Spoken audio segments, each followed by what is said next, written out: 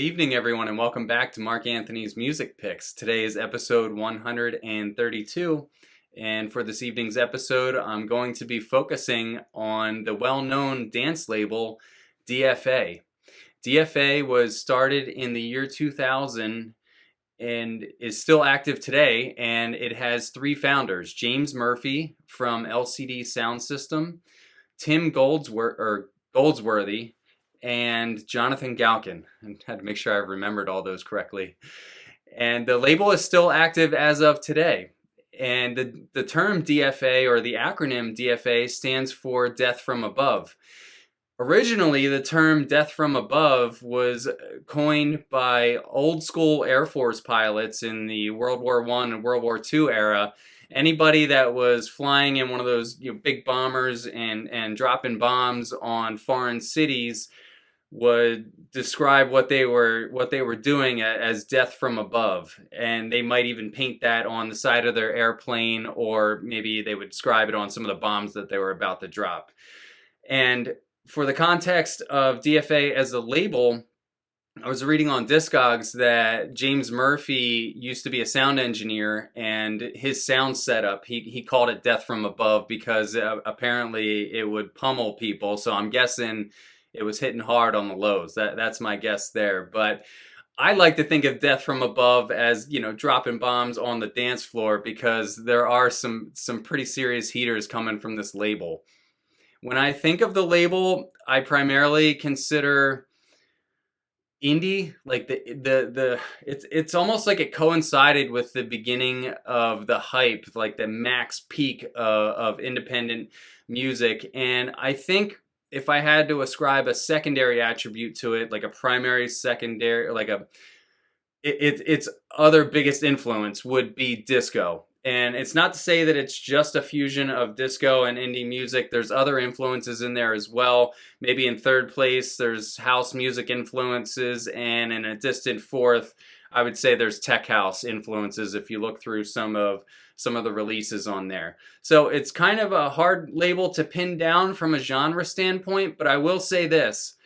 I think DFA is like pretty much the ultimate hipster label. If you were a hipster, and I kind of laugh when I say it because the term hipster was something from like 2005 to 2010. That was when hipsters were like a thing, and now I don't know what they've been replaced by. I guess they went extinct, and now their successors are woke people. Maybe there's a tie between hipsters and woke people. I'm not sure, but I know that the fact that I'm even losing touch with that is a sign of me getting old. But DFA, like I said, hipsters loved retro throwback, skinny jeans, Pabst Blue Ribbon, shots of cheap whiskey, and when they would go out, what they liked to listen to was disco. And a lot of hipsters would listen to like real old school disco records, or they would listen to new disco. And DFA, really hitting its peak, I would say around 2008 in terms of popularity, tapped into that disco hipster market. And they also, for the most part, DFA, I would say, brought happy, uplifting music. So it was just kind of like this.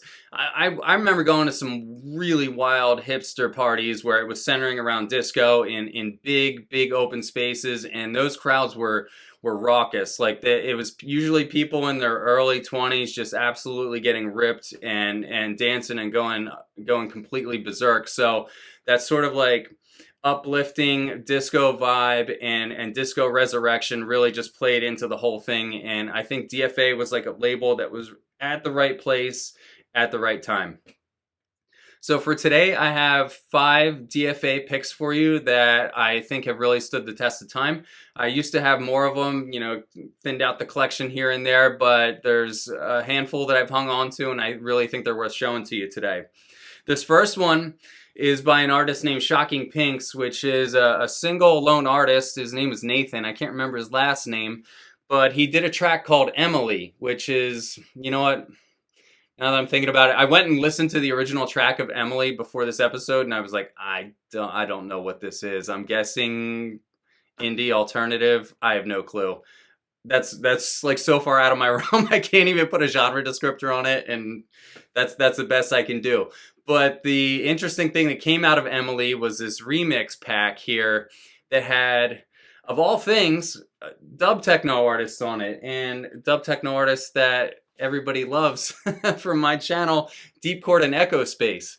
Now, when I listen to the Deep Chord and Echo Space on here, to me it sounds like division between Rod exclusively being the Deep Chord remix and Stephen Hitchell being the Echo Space remix. They're both good. I've actually featured the Deep Chord remix in the Deep Chord remix guide that I did way back, like a year and a half ago.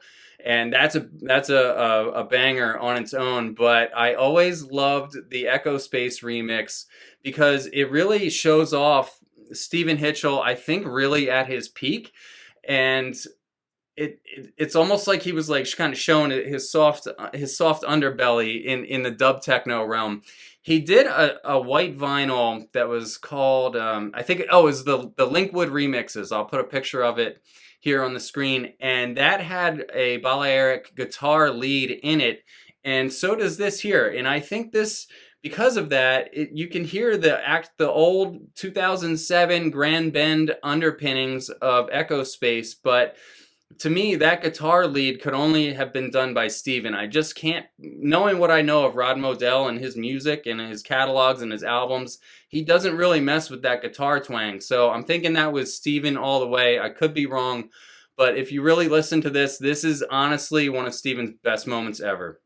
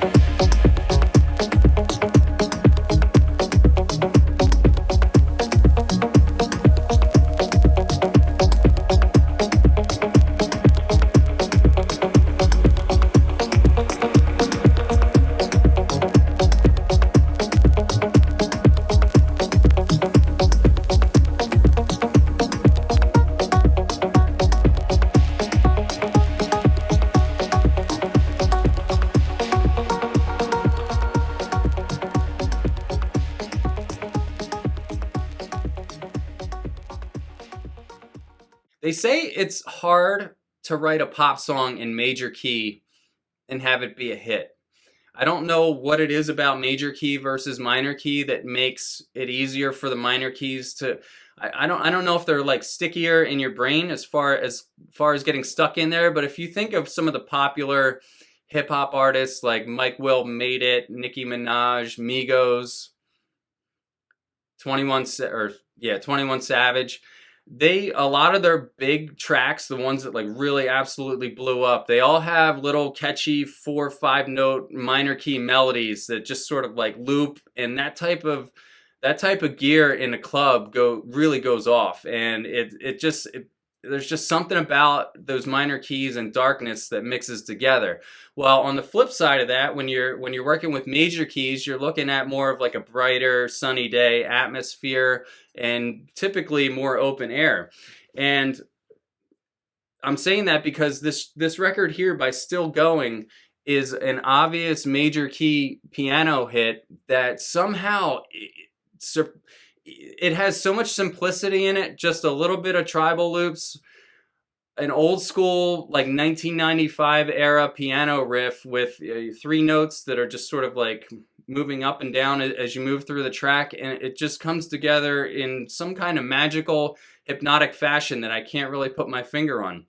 Even without a vocal in it, this record has over 1,000 owners on Discogs, and which means there's probably at least 2,000, 2,500 out in the world that have bought this track. So it really pays homage to the fact that if you can get a nice tight disco loop and a nice piano key to sit nice together and not mess it up, you can really end up creating like a real mega hit.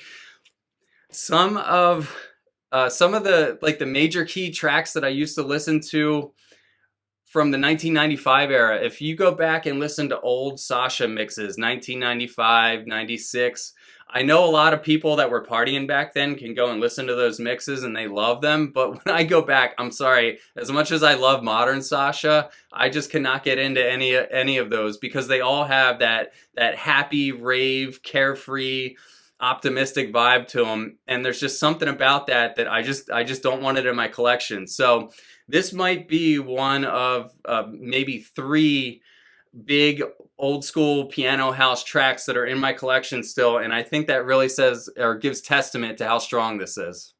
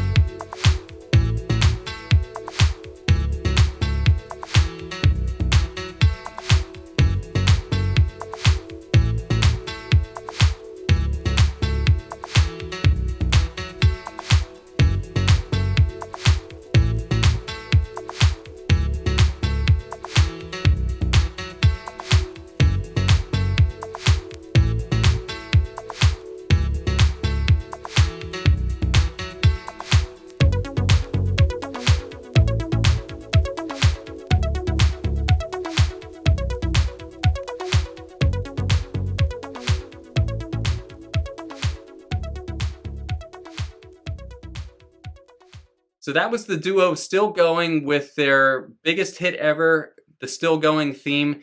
They only have 4 EPs in their catalog. I think that's the most popular. And in second place in popularity would be the Spaghetti release, which is also good.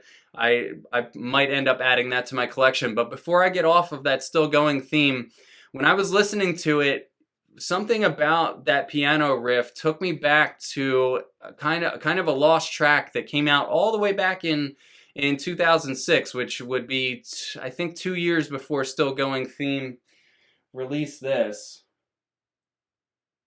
Oh no, actually, that was 2007, so it was a year earlier. A somewhat unknown artist. I think he's kind of he was like a flash in the pan. Like, he came into the dance music scene for a couple of years, made some music, and was never heard from again. His name is Damian Strong, and his undoubtable, undisputed hit was this track called Love Shop, the 12-inch mix.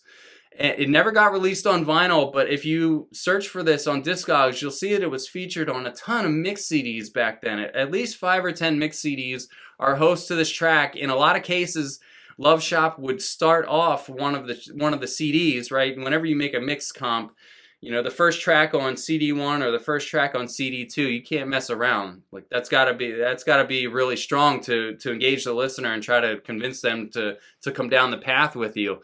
So at the end of this episode, I will give you a sample from Love Shop, and I just want you to try to take notice of the similarities in the structure of the sound. Maybe not like one's a remix of the other, but if you listen to the tribal loops and the way the piano is structured, a lot of similarity there. So there's something that both of those artists were onto. I don't think there's any correlation between Still Going artists and Damian Strong, but there's some kind of magic that they both pulled together there. My next pick for you in this episode is a somewhat obscure one, and I really, man, before this episode, I really had a hard time figuring out what I was even going to say about this, because this is NDF's Since We Last Met. NDF, I didn't know who the artists were for the longest time. I always had this in my want list for probably 10 years. I only acquired it about a year ago, and I never knew who it was. I knew it had the Ricardo Villalobos remix on the B-side, and I thought it was peculiar, I guess, that Ricardo was on the record at all, because as far as I know, I can't think of him appearing on DFA in any other context. So I was like, that's weird. And like I said, I couldn't really pin down the genre of this record until I looked into who NDF is. And the 2 artists behind NDF are Bruno Pranzato and Sergio Giorgini. Now, once I saw Bruno on here, I was like, okay, this is an 11 minute and 30-second record. Bruno is known for making low-key minimal house tracks. So now I kind of get the underlying beat of this. It's got that low-key, unassuming Ricardo Villalobos Bruno vibe where it's just really inoffensive. The kick is there, but it doesn't really hit hard, and it tends to just kind of meander.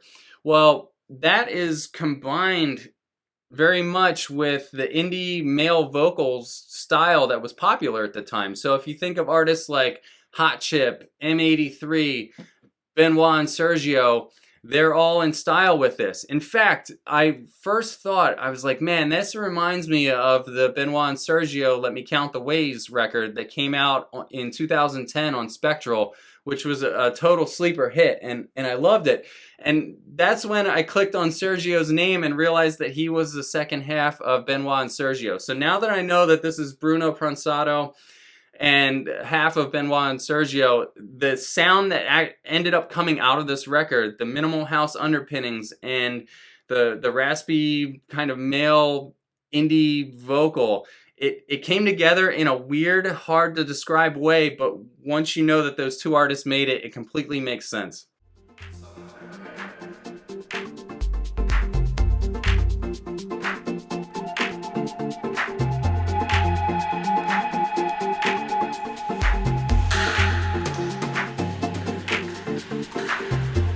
One day I'll see her on the street, and we'll greet with casualness and discuss the flow beneath bridges since we last met.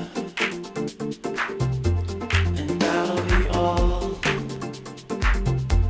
like the outline of verses you know, but can't recall.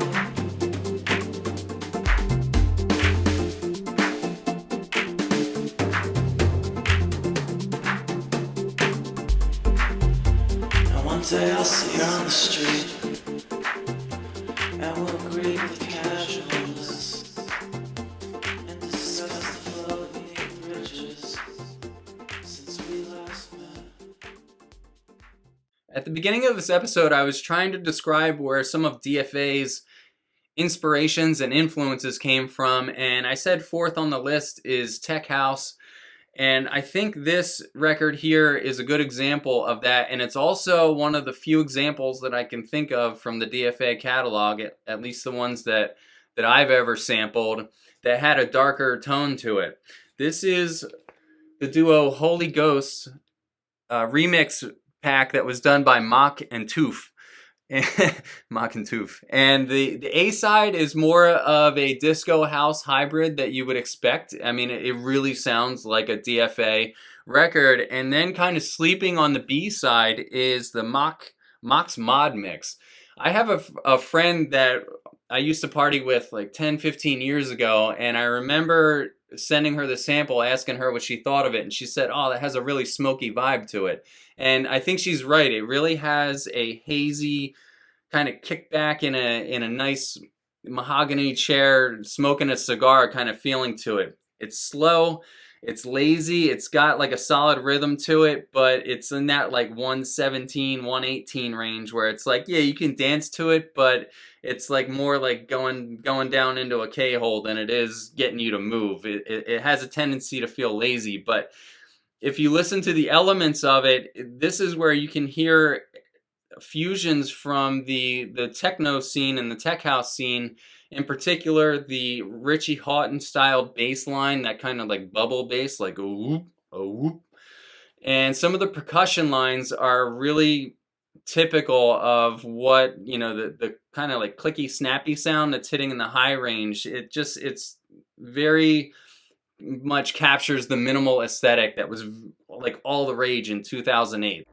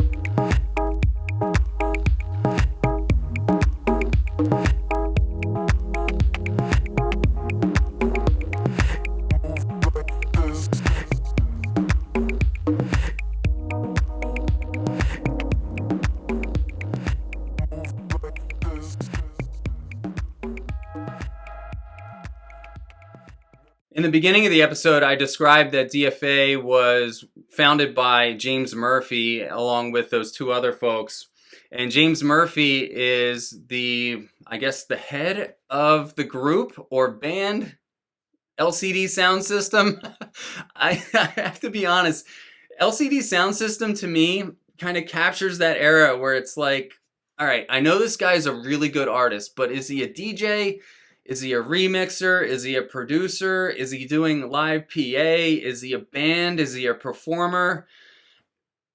Complicating things even more with LCD Soundsystem is the fact that James Murphy, I think being the head talent of it, would very often combine and pair with different people for different shows. So it was just kind of like this ever-changing, like blob where it's like for any performance or any production, there could be a whole smattering of different people that were involved in it. But I do think that fundamentally he is the talent behind it.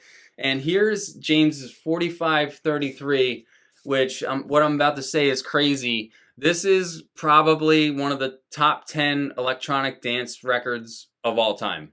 And I'm saying that stone-faced because it's true. This album is a freaking monster. And there's a lot that went behind this. The name 4533 is the duration of it. It's an album with 4 sections to it. And each section is about 11 or 12 minutes long, as you would think, 45 divided by 4. And each section has its own theme. And tying in with what I said were the primary roots of the DFA label, indie music and house and disco, they all fuse together in, oh my gosh, just an absolutely timeless fashion here. Every single square inch of this vinyl is dance music history. And I still think, even though this has thousands of owners on Discogs, like this should be worth $200 or $300 because of how good it is. Like I don't care how many they press. The prices for this should just be going through the roof because of how crazy. It's perfect. It's a perfect dance record. It's perfect to sit and chill with your friends. It's perfect for at a party. It's everything that you could want a record to be. Tons of disco influences, catchy vocals, tempo changes throughout. When you get to part D, the tempo picks up and it takes you to the final crescendo. And part of the reason that it's shaped like this is the production of 4533 James was influenced by Nike. Nike wanted to basically sponsor the track and have it be something that Nike runners would listen to during their jogs. I mean, if you think about it, a 45-minute jog is about how long it would take to run a few miles if you were running at a good clip. And James shaped the energy of the music to sort of capture like one of those interval trainings where it's like it has a couple of peaks and then it tails off at the end. That's actually captured here in the music. So he was thinking about runners and trying to on some level appeal to Nike.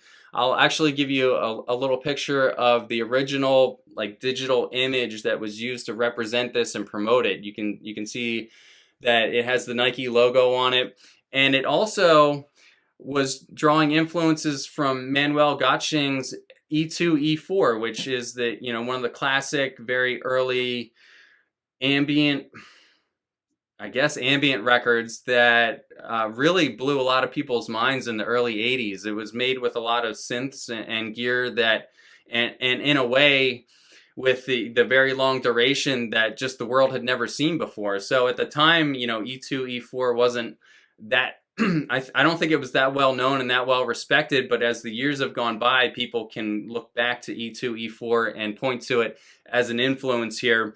And James Murphy paying homage to it here with his own take, 2 or 3 decades later, is really just another sign of respect for it. But really, what a crazy record. I really feel like every vinyl collector should have a copy of this. You can still get it. It's reasonably affordable.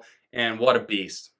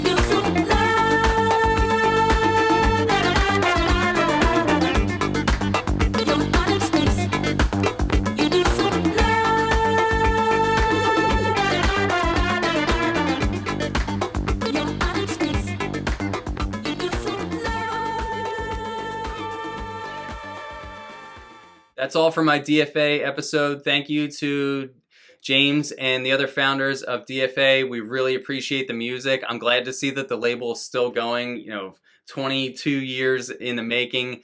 And please keep the tunes coming. We love you guys very much. Take care.